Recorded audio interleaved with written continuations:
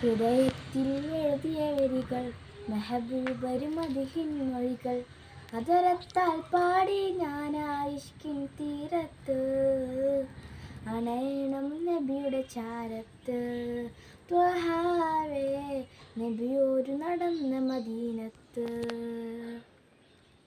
ഹൃദയത്തിൽ എഴുതിയ വരികൾ മെഹബൂബരും മദിഹിൻ മൊഴികൾ അതരത്താൽ പാടി ഞാനായിഷ്കിൻ തീരത്ത് അണയണം നബിയുടെ ചാരത്ത് ത്വഹാവേ നബിയോര് നടന്ന മദീനത്ത്.